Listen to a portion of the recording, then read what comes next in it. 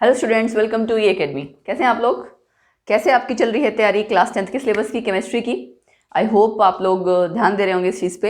And हमने जो chapter start किया हुआ है, जो लोग नए हैं उनके लिए बता दूं, केमिकल रिएक्शंस एंड इसी पे बेस्ड हम पूरा चैप्टर पढ़ रहे हैं। तो हमने टाइप्स ऑफ रिएक्शन की हुई थी। आपका chemical reaction and equation basically chapter का नाम है, बट उसमें रिगार्डिंग हम जो प्रेजेंट टॉपिक पढ़ रहे हैं वो हम टाइप्स ऑफ रिएक्शन पढ़ रहे थे, है ना। मैंने पिछले लेक्चर में आपको कराया था वो कॉम्बिनेशन रिएक्शन और डीकम्पोजिशन रिएक्शन, ठीक है। ये पूरा उसका डिटेल बताया था कि रेस्पिरेशन क्या है, एक्सोथर्मिक रिएक्शन है, हमारी बॉडी से रिलेटेड भी एग्जांपल दिए थे, लाइफ से रिलेटेड, प्लांट्स, फोटोसिंथेसिस। तो आई होप आप लोगों ने वो सब पढ़ लिया होगा। जो लोग नए आए हैं, अगर उनको ज़रा सा भी ऐसा लगता है कि कनेक्ट नहीं बन पा रहा है, तो मैं तो यही कहूँगी कि पहले जाके वो लेक्चर्स ज़रूर देख लीजिए, क्योंकि कनेक्ट बन जाता है, चैप्टर का आइडिया लग जाता है कि क्या चल रहा है क्या नहीं चल रहा है, राइट। एंड कनेक्टिविटी में जब आप सारे टॉपिक्स पढ़ते हैं ना, तो समझ भी ज़्यादा अच्छे से आता है। एंड वैसे भी ज़्यादा बड़े लेक्चर्स है नहीं, छोटे छोटे से लेक्चर्स है, बड़े आराम से ईजी से टॉपिक है। सो शुरू करते हैं आज का लेक्चर। वैसे तो मुझे नेक्स्ट टॉपिक शुरू करना था, बट आपको याद हो मैंने आपको कुछ सॉल्ट्स दिए थे, जिसका मैंने कहा था आप फॉर्मूला लिखिएगा या नाम। क्योंकि देखिए, केमिकल रिएक्शन इक्वेशन लिखने के लिए सबसे पहले एक चीज़ आनी चाहिए, हर एक मेटल का, आपको मेटल नहीं एलिमेंट कहना चाहिए, एलिमेंट का सिंबल पता हो, उसकी वैलेंसी क्या है। जब आप सिंबल, वैलेंसी सारी चीज़ लिखेंगे, क्रॉस मल्टीप्लाई करके फॉर्मूला तभी बन पाएगा, राइट। तो उसके रिगार्डिंग मैंने आपसे कुछ कॉम्प्लेक्स एनायंस के फॉर्मूले कहे थे लिखिएगा, और कुछ और मैंने 2-3 सॉल्ट कहे थे। तो एक बार ये थोड़ा सा वो ज़रा कर लेते हैं, ठीक है, कुछ सॉल्ट्स की प्रैक्टिस। उसके बाद फिर मैं आगे करूँगी, आज करवाऊंगी डिस्प्लेसमेंट रिएक्शन, ठीक है।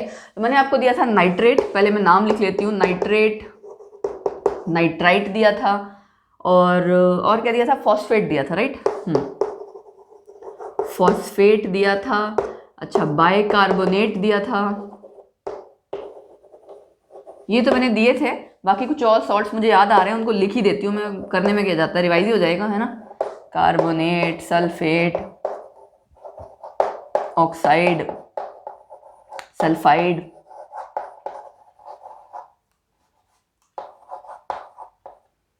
ठीक है, okay.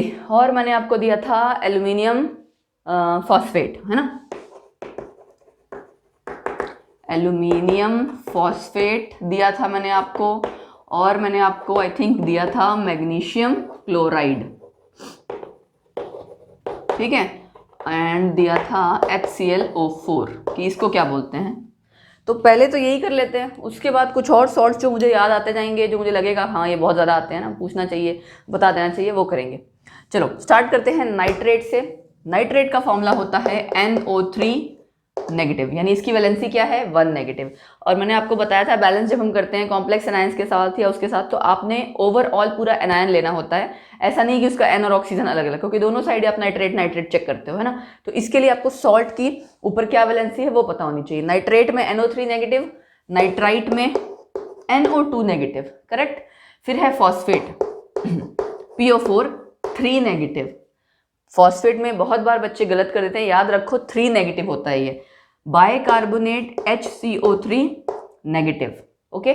Carbonate CO3 2 negative, sulphate SO4 2 negative, oxide O2 negative, sulphide S2 negative. अब ये मैं तो ये कहूँगी कि आप पॉज करके इसको लिख भी लीजिए, एंड बार बार प्रैक्टिस करने से, पढ़ने से याद रहता है, तो थोड़ा ठीक रहता है। अब इधर हम बढ़ते हैं एल्युमिनियम फॉस्फेट। एल्युमिनियम लिखा, वैलेंसी 3, फॉस्फेट लिखा, वैलेंसी देखो जरा इधर 3 है ना, क्रॉस मल्टीप्लाई करेंगे, फॉर्मूला बन गया AlPO4। अजीब तो लग रहा होगा देखने में, बट इसको ऐसे लिख सकते हो आप, ठीक है, ओके। उसके बाद आपका आया है मैग्नीशियम क्लोराइड, MgCl, इसका 2 इसका 1, MgCl2। ये तो देखो प्रैक्टिस करते करते याद हो जाएगा, हेलोजेंस का 1 है, ठीक है। ग्रुप 2 वाले एलिमेंट्स हैं, बेरिलियम, मैग्नीशियम, बेरियम, कैल्शियम, और यस यही आते हैं ऑलमोस्ट, ये सब आपके जिनका इनका है, आपकी इनकी वैलेंसी है 2। सोडियम, पोटेशियम, लिथियम जो ग्रुप 1 है, उनकी आपकी सबकी 1 वैलेंसी है। ये एक्चुअली देखो जैसे जैसे पढ़ते जाओगे ना, वो पीरियोडिक टेबल देखोगे, आपने 9th क्लास में थोड़े बहुत एटॉमिक नंबर्स याद किए होंगे, एंड एटॉमिक मासेस भी हो सकता है याद किए होंगे। जितना ज़्यादा आप पीरियोडिक टेबल देखते जाओगे, पढ़ते जाओगे, रोज़ एक बार ही सिर्फ पढ़ लिया करो कहाँ क्या एलिमेंट है, हल्का सा रटना नहीं है, सिर्फ एक बार पढ़ लो। उससे क्या होगा, वो दिमाग में बैठता जाएगा, वो धीरे धीरे पता लगता जाएगा किसकी वैलेंसी का है। और जितनी ज़्यादा क्वेश्चंस की प्रैक्टिस करेंगे, तब आपको ये चीज़ें मैं कहती हूँ कि बिल्कुल अच्छे से आ जाएंगी। ऐसे तो बहुत ज़्यादा सोचना पड़ सकता है, याद करना, गलती भी होने के चांसेस हैं, क्योंकि आप जितनी बार रिएक्शंस लिखते हैं ना अपने हाथ से उतनी बार प्रैक्टिस होती है। ठीक, और HClO4 क्या है देखो, पर क्लोरिक एसिड। ठीक है, ऐसे बहुत सारे एसिड्स हैं, कर ही लेते हैं एक बार सारे। HNO3 nitric acid. ठीक है, बहुत बार आएगा तो पता होना चाहिए ना अगर लिखा हो, क्योंकि आपको एग्जाम में सपोज करो इस तरह से लिखा हुआ है, बेरियम सल्फेट रिएक्ट्स विद कोई भी चीज़ है जो भी है, this reacts with nitric acid, तो अब नाइट्रिक एसिड का फॉर्मूला भी आना चाहिए, बेरियम सल्फेट का भी आना चाहिए, है ना। तो इसलिए HCl hydrochloric acid, hydrochloric acid. अच्छा, और H2SO4 सल्फ्यूरिक एसिड। यूजुअली यही एसिड्स हैं जो आते हैं, सल्फ्यूरिक एसिड हो गया, nitric acid, HCl perchloric acid. ठीक है, अच्छा अगर मैं कहूँ एल्युमिनियम फॉस्फेट की जगह एल्युमिनियम सल्फेट, एल्युमिनियम है और सल्फेट। ठीक है, इस वैसे इस साइड नहीं लिखना चाहिए, लिखना इसी साइड चाहिए। अगर इसकी जगह मैं सल्फेट करती तो 2 आता ना, क्रॉस मल्टीप्लाई करते तो Al2SO4 थ्राइस, फॉर्मूला क्या बन जाता है, Al2SO4 थ्राइस। हो गया ना चेंज, लेकिन लगेगा कैसा, एल्युमिनियम फॉस्फेट, एल्युमिनियम सल्फेट, सब एक जैसा सुनने में लग रहा है, तो उस पर नहीं जाना है, वैलेंसी पे आपको ध्यान देना है। अच्छा, अब अगर मैं कहूँ zinc hydroxide, zinc hydroxide, zinc hydroxide का फॉर्मूला क्या होगा, जिंक लिखोगे, हाइड्रोक्साइड आपको पता है OH, क्यों, सोडियम हाइड्रोक्साइड लिखते हो ना, सोडियम हाइड्रोक्साइड क्या होता है, NaOH, सोडियम हाइड्रोक्साइड। ऐसे ही OH यानी आपका यहाँ पे एनायंस में आप ये भी लिख सकते हो, OH negative ion, hydroxide ion. ठीक है ना, तो फॉर्मूला क्या बनेगा, जिंक की वैलेंसी है 2, हाइड्रोक्साइड 1, तो ZnOH ट्वाइस। कैल्शियम हाइड्रोक्साइड, यहाँ वहाँ पे भी ऐसे ही होगा। ठीक है, कैल्शियम हाइड्रोक्साइड इधर कर लेती हूँ मैं, कैल्शियम हाइड्रोक्साइड CaOH ट्वाइस। क्या नाम है इसका, स्लेग्ड लाइम। अब ये देखो, स्लेग्ड लाइम एक नया नाम आया, ये भी आपको काफ़ी पता होना चाहिए, किसको हम लाइमस्टोन बोलते हैं, किसको स्लेग्ड लाइम, किसको क्विक लाइम। तो ये नाम ऐसे हैं जो बहुत बार यूज़ होते हैं। एंड डेली लाइफ के रिगार्डिंग ना देखो, कॉम्पिटिटिव एग्जाम्स में जितने आपके क्वेश्चंस आते हैं बहुत जगह डेली लाइफ वाले नाम यूज़ होते हैं। जैसे सोडियम कार्बोनेट है, Na2CO3। ठीक, अब सोडियम कार्बोनेट है, सोडियम बाइकार्बोनेट है, हमें डेली लाइफ के हिसाब से वॉशिंग सोडा, बेकिंग सोडा, ये नाम पता होने चाहिए। ये आपके आएंगे 10th के सिलेबस में ही है, बट उससे पहले क्या फॉर्मूले आने चाहिए, इसीलिए मैंने आपको ये बताया। ठीक है, कैल्शियम हाइड्रोक्साइड हो गया। अब अगर मैं कहती हूँ कैल्शियम कार्बोनेट, कार्बोनेट का 2 नेगेटिव है, कैल्शियम का भी 2, तो फॉर्मूला CaCO3, कैल्शियम कार्बोनेट। अच्छा, और क्या, एसिड में मेरे को एक और एसिड याद आ रहा है, H3PO4 फॉस्फोरिक एसिड। क्या है, फॉस्फोरिक एसिड। ठीक है ना, फॉर्मूले मैंने आपको ऑलमोस्ट हर तरह से करा दिए, KOH potassium hydroxide, NaOH sodium hydroxide.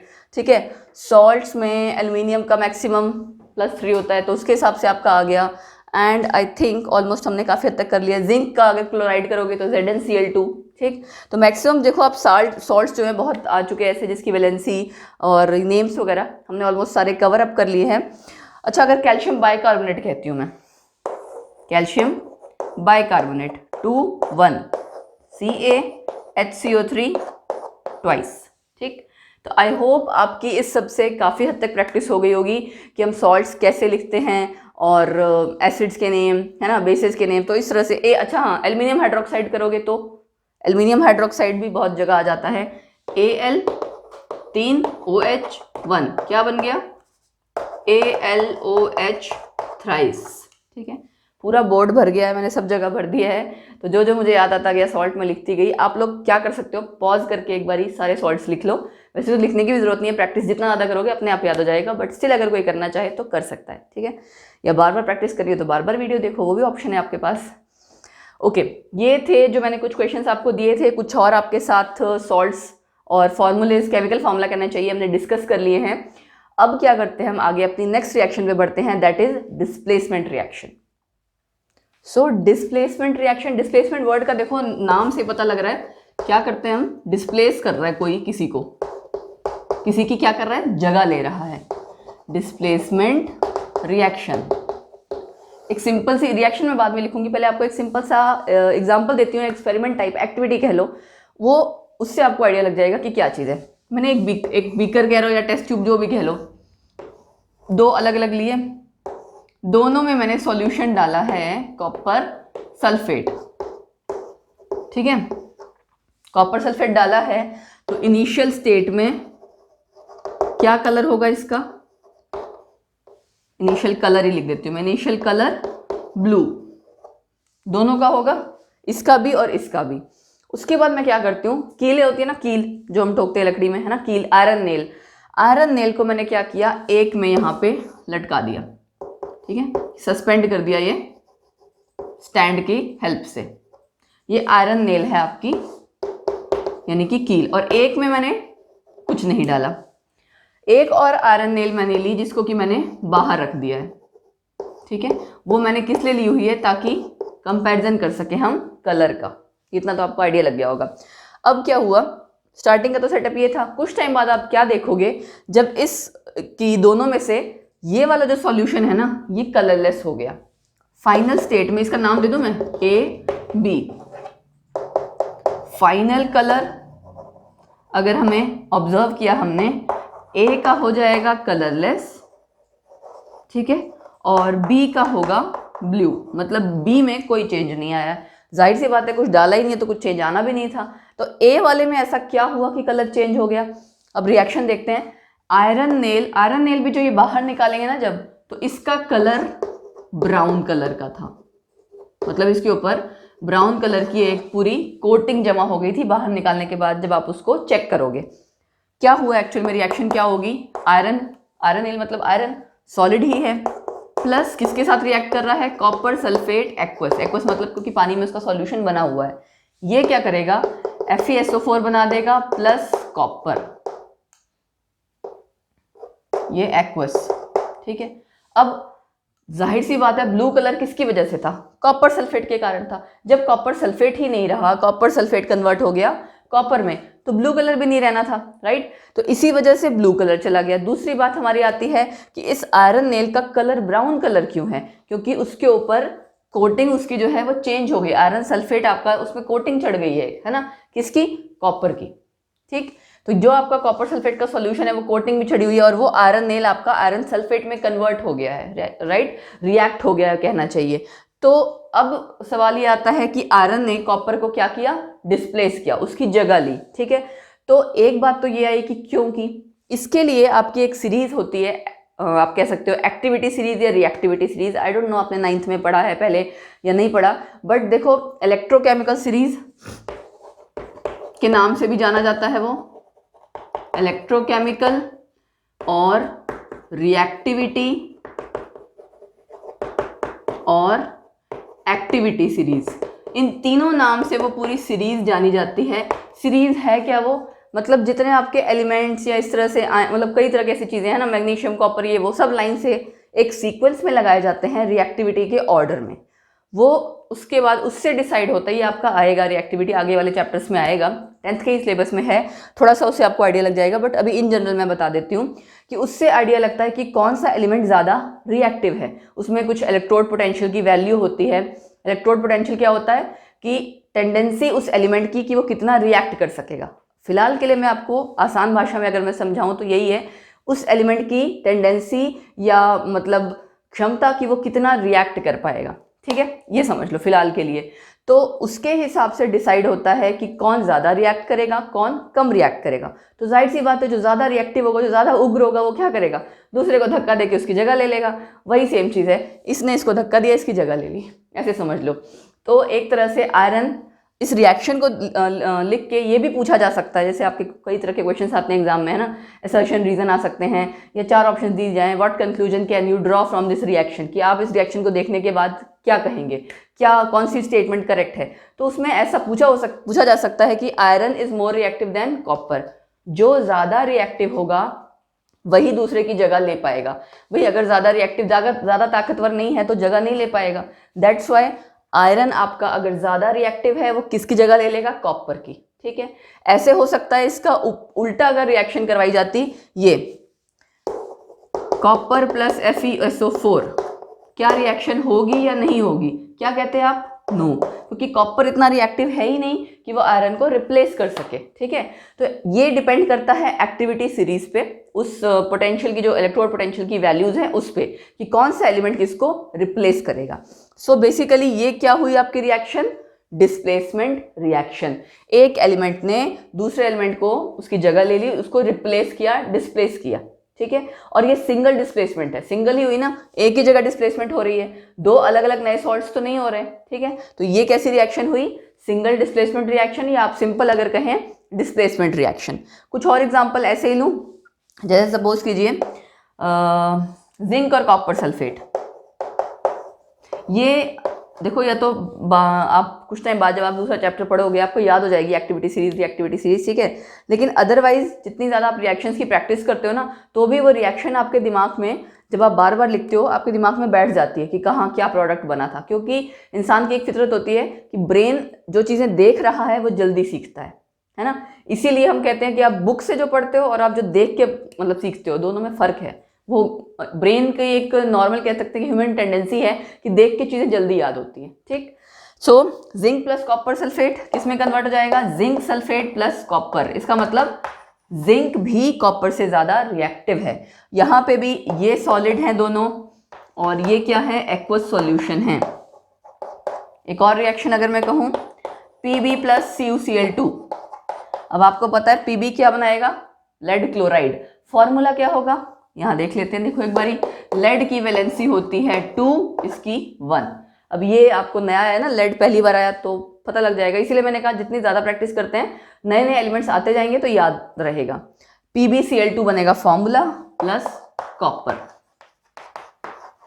ठीक है, क्लियर? तो ये हो गया आपका पूरा डिस्प्लेसमेंट रिएक्शन। अब किस पे बढ़ेंगे हम? अगली रिएक्शन है आपकी डबल डिस्प्लेसमेंट रिएक्शन। ठीक है, मैं इसको रब करती हूँ, फिर देखते हैं कि क्या डबल डिस्प्लेसमेंट रिएक्शन एक्चुअली क्या है। ओके, डबल डिस्प्लेसमेंट रिएक्शन के लिए हम एक एक्टिविटी करें। सपोज कीजिए मैंने दो अलग अलग टेस्ट ट्यूब्स ले लिए हैं। एक में मैंने लिया सोडियम सल्फेट, एक में मैंने लिया बेरियम क्लोराइड। स्टार्टिंग में दोनों में अलग अलग सॉल्यूशन हैं।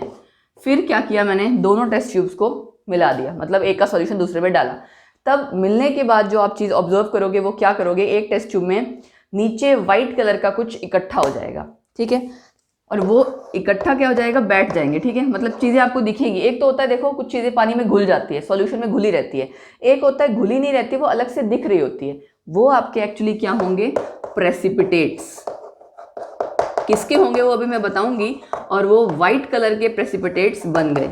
तो रिएक्शन ये पूछा जा सकता है कि इस तरह से मिलाने के बाद वाइट कलर के जो प्रेसिपिटेट्स बने हैं, वाइट कलर की कोई चीज़ आपकी आ गई, वो क्या आ गई और क्यों आ गई। ठीक है, तो उसमें एक्चुअली हुआ क्या? रिएक्शन हो गई किसके किसके बीच? Sodium sulphate plus barium chloride. दोनों का एक्वस सॉल्यूशन ले रखा था, मैं वो मेंशन ही नहीं कर रही हूँ एक्वस, क्योंकि ऑब्वियसली सॉलिड तो रिएक्ट करेगा नहीं, ये एक्वस सॉल्यूशन की बात हो रही है। ये दोनों आपस में एक तरह से इंटरचेंज करेंगे। अब देखो कैसे इंटरचेंज क्या करेंगे? कैटायन एनायंस आपस में इंटरचेंज हो रहे हैं, प्लस 2NaCl मैंने साथ के साथ बैलेंस भी कर दिया। बेरियम सल्फेट बना, NaCl बनना था, यहाँ दोनों दो थे तो मैंने 2NaCl बना दिया। जो आपके वाइट प्रेसिपिटेट्स बने हैं वो इसकी वजह से बने हैं। तो आपको रिएक्शन पता लग गई क्या कि वाइट प्रेसिपिटेट्स किस वजह से आए? बेरियम सल्फेट की वजह से आए। और ये रिएक्शन कैसी है? Double displacement. दो जगह डिस्प्लेसमेंट हो रही है ना, दो नए आपके अलग से चीज़ें बन रहे हैं। वहाँ पे आपका क्या था? एक ही एलिमेंट था और वो दूसरे को उसकी जगह ले रहा था। बट यहाँ पे आपके दो अलग अलग इस तरह से हो रहे हैं, इसलिए क्या हो जाएगा? ये डबल डिस्प्लेसमेंट रिएक्शन। ठीक है, अब बात आती है कि क्या बात करनी थी मेरे को? यस, वन थिंग, ये प्रेसिपिटेट्स जहाँ आपके बने उस रिएक्शन को हम एक और नाम देते हैं प्रेसिपिटेशन रिएक्शन। ठीक है, डबल डिस्प्लेसमेंट रिएक्शन तो है ये, बट प्रेसिपिटेशन रिएक्शन भी है। ठीक, तो डिस्प्लेसमेंट रिएक्शन हो गई, डबल डिस्प्लेसमेंट रिएक्शन हो गई। अब क्या करते हैं? कुछ क्वेश्चंस करते हैं, क्योंकि साथ के साथ क्वेश्चंस करने भी ज़रूरी है, प्रैक्टिस ज़रूरी है। तो सपोज करो मैं आपसे पूछती हूँ फिजिकल और केमिकल चेंज। अब तक जितना हमने पढ़ा है उसके रिगार्डिंग कुछ क्वेश्चन डिस्कस कर लेते हैं। मैं आपसे पूछती हूँ फिजिकल और केमिकल चेंज के रिगार्डिंग। ठीक है, मैंने 3 चीज़ें लिखती हूँ। रस्टिंग ऑफ आयरन, ठीक है, मेल्टिंग ऑफ आइस और मिल्क इनटू कर्ड। 3 चीजें मैंने लिखी। अगर मैं किसी भी चीज को पूछा जा सकता है फिजिकल चेंज है कि केमिकल चेंज है, आपको पता लग गया फिजिकल चेंज में क्या होता है, खाली स्टेट चेंज हो रही है, बाकी ऐसा कुछ चेंज नहीं होता है, राइट। मैंने स्टार्टिंग में हमने पढ़ा था। केमिकल चेंज में आपकी इंटायरली पूरी नई रिएक्शन आ जाएगी, नया प्रोडक्ट बन जाएगा, मतलब चीज़ें रिएक्ट कर जाएंगी, ये हमने ऑलरेडी किया था, ठीक है। तो अगर मैं कहूँ rusting of iron chemical change है, फिजिकल चेंज, तो आप क्या कहेंगे? रस्ट क्या होता है? जंक लग जाना। जो आयरन या लोहा आपका सपोज करो ऐसे पड़ा रह गया, पानी उस पर पड़ रहा है और मतलब पानी के साथ साथ एटमॉस्फेयर में मॉइस्चर है, ऑक्सीजन है, रिएक्ट करने के कारण उसके ऊपर क्या जम जाता है? जंक लग जाता है उस आयरन के ऊपर, ठीक है। वो जो जंक लगा वो कहाँ से आया? क्या चीज़ है एक्चुअली? वो ऑक्साइड की लेयर है जो आयरन पे जम गई। सो रस्टिंग ऑफ आयरन आपको समझ में आ गया होगा। जंक लगा तो क्या हुआ? एक तरह की नई रिएक्शन हुई है, जंक एक पूरी लेयर जम रही है उसके ऊपर ऑक्साइड की, है ना। So it is a chemical change. चलो जी, ये तो हो गया। अगला है आपका लिखा क्या हुआ है, देखो, melting of ice. Melting of ice में कोई नया प्रोडक्ट नहीं बन रहा। बेसिकली दोनों में ना फिजिकल चेंज और केमिकल चेंज में पता लगाना हो तो पता लगाने का तरीका क्या है कि कोई नई चीज़ बन रही हो, ठीक है।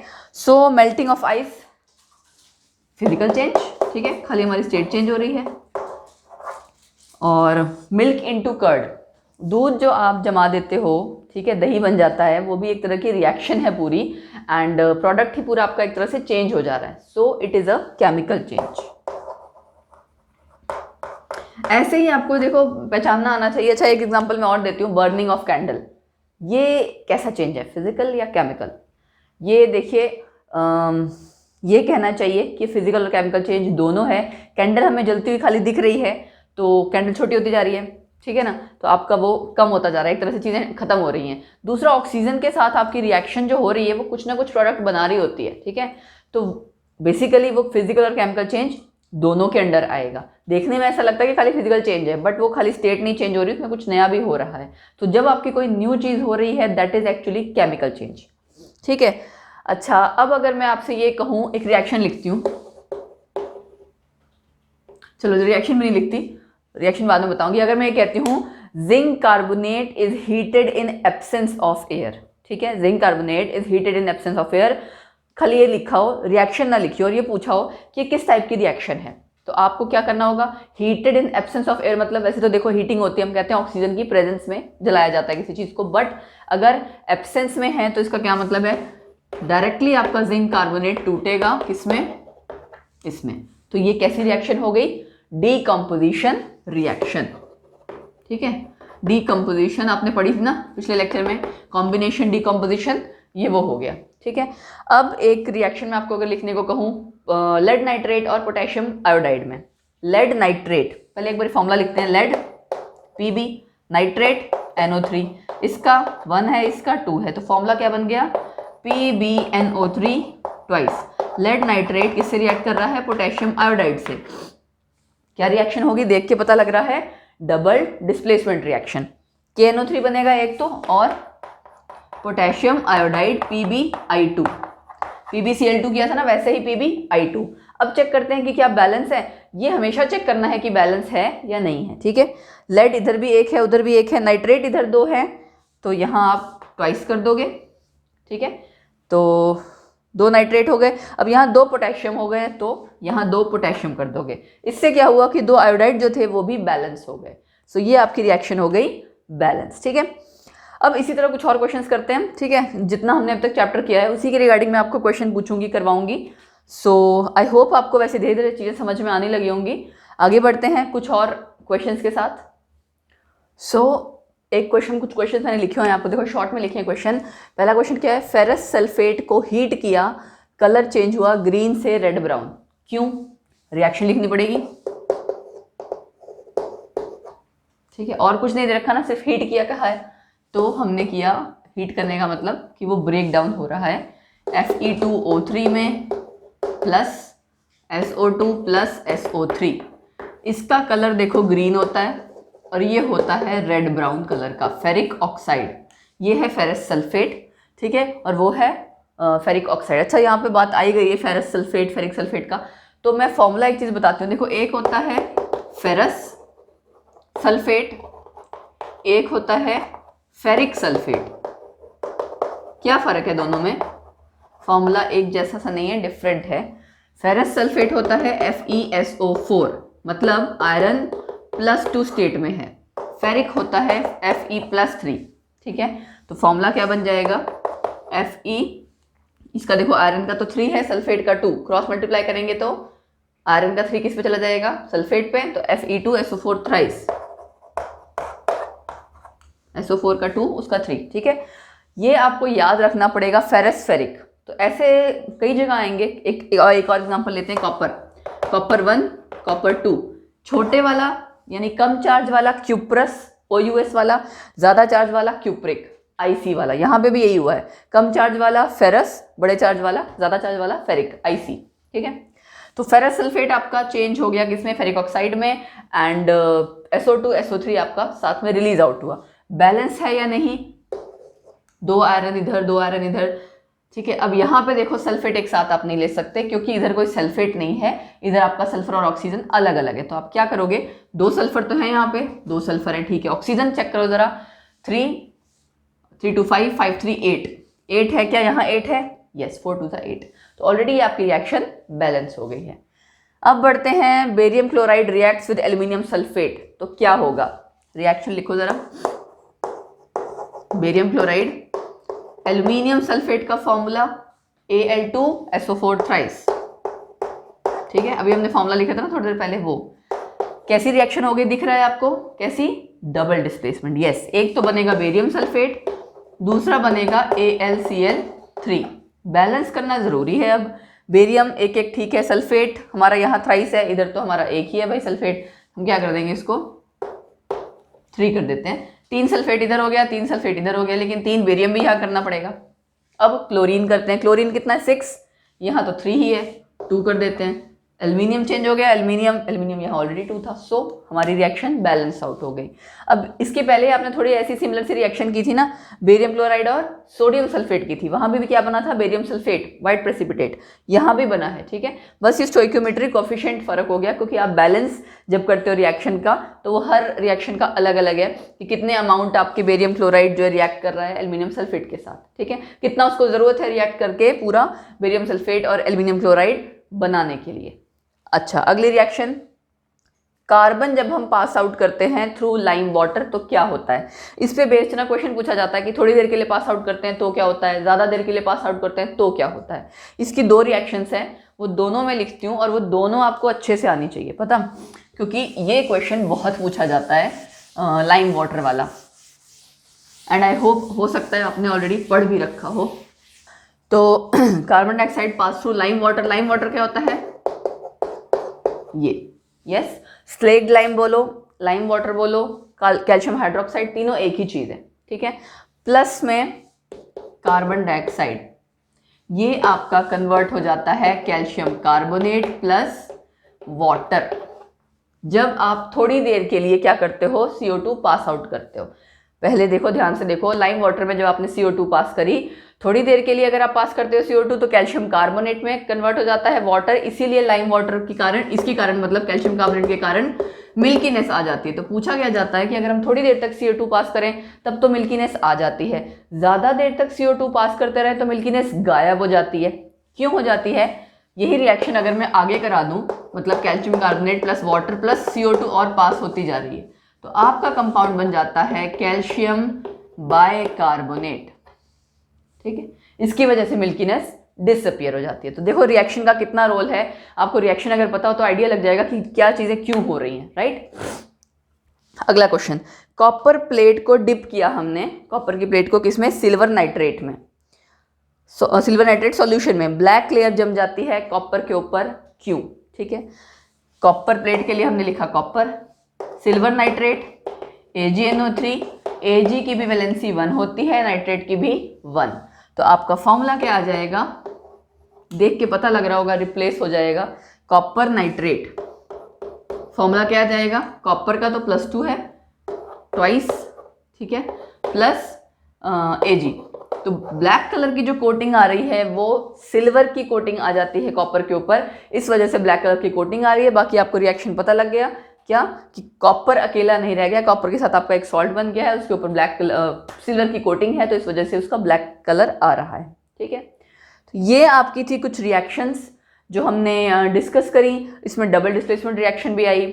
हम डे टू डे लाइफ में अगर बहुत सारी चीज़ें देखें उससे रिगार्डिंग भी था, जैसे फोटोसिंथेसिस मैंने आपको पहले एग्जांपल दिया था, रेस्पिरेशन दिया था। ठीक है, कॉम्बिनेशन, डीकम्पोजिशन, जब भी आपकी कोई चीज़ बनेगी कॉम्बिनेशन, जब टूटेगी डीकम्पोजिशन। सिंगल डिस्प्लेसमेंट में एक एलिमेंट दूसरे को रिप्लेस करेगा, डबल डिस्प्लेसमेंट में, यहाँ तो है नहीं वो रब कर दी, डबल डिस्प्लेसमेंट में दो इस तरह से नए अलग अलग जगह से वो रिप्लेसमेंट होगी। ठीक है, ये आपका बेसिक सा चैप्टर अभी हमने थोड़ा सा किया है। अब देखो इस चैप्टर में थोड़ा ही रह गया है। सिंपल आपकी एक टाइप ऑफ रिएक्शन और रहती है, ऑक्सीडेशन रिडक्शन, जो कि बहुत इंपॉर्टेंट है। ऑक्सीडेशन रिडक्शन आपकी हर तरह से मैं आपको कराना चाहूँगी क्योंकि आगे भी काम आएगी। एंड उसके अलावा एक दो टॉपिक्स और है, कोरोजन क्या होता है, ठीक है, इस तरह के, वो हम करेंगे अपने नेक्स्ट लेक्चर में। और फिर ओवरऑल हम चैप्टर के कुछ क्वेश्चंस की और प्रैक्टिस करेंगे, क्योंकि डेफिनेटली क्वेश्चंस की प्रैक्टिस ज़रूरी होती है एग्जाम के लिए, है ना। आपको भी मैं सजेस्ट करूंगी, नो डाउट थ्योरी पढ़ो, थ्योरी के साथ साथ क्वेश्चन भी करो। बिना क्वेश्चन की प्रैक्टिस किए बात नहीं बनेगी। कोई भी एग्जाम क्रैक करना है तो आपको क्वेश्चंस तो रेगुलरली प्रैक्टिस करने ही पड़ेंगे। So this was all for this lecture. And जाते जाते क्या करेंगे, yes you got it right, the same thing कि आप किसी भी लेक्चर से वंचित ना रह जाएं, आपका कोई भी लेक्चर रह ना जाए, उसके लिए आपको क्या करना है, छोटी सी चीज़ करनी है, चैनल को सब्सक्राइब करना है भाई। ई एकेडमी, इस चैनल को जिस पे आप ये वीडियो देख रहे हैं, ई एकेडमी स्कूल को भी, जहाँ पे 9th 10th 11th 12th चारों क्लासेस के लिए आप जाएँ तो आप देख सकते हैं, वीडियोज़ हैं, लेक्चर्स हैं, मैथ साइंस दोनों के लिए। तो सारा दोनों आपका सब्जेक्ट एक ही जगह मिल जाएगा, तो ऐसी कोई प्रॉब्लम नहीं आएगी, तो आप वहाँ जाके पढ़ सकते हैं। ठीक है, and yes, E academy app भी आप डाउनलोड करके रखिए, सब जगह की आप नोटिफिकेशंस आपको मिलती रहे, उसके लिए बेल आइकन प्रेस करके रखो। दोनों चैनल्स के लिए तो बेल आइकन प्रेस कर सकते हो आप। बेल आइकन प्रेस करने से आपको साथ के साथ नोटिफिकेशन मिल जाएगी एंड पता लग जाएगा कि कौन सी वीडियो आई। सो ज़्यादा से ज़्यादा लाइक कीजिए, शेयर कीजिए, सब्सक्राइब करके रखिए चैनल को, और पढ़ते रहिए, हंसते रहिए, मुस्कुराते रहिए। Bye bye, take care.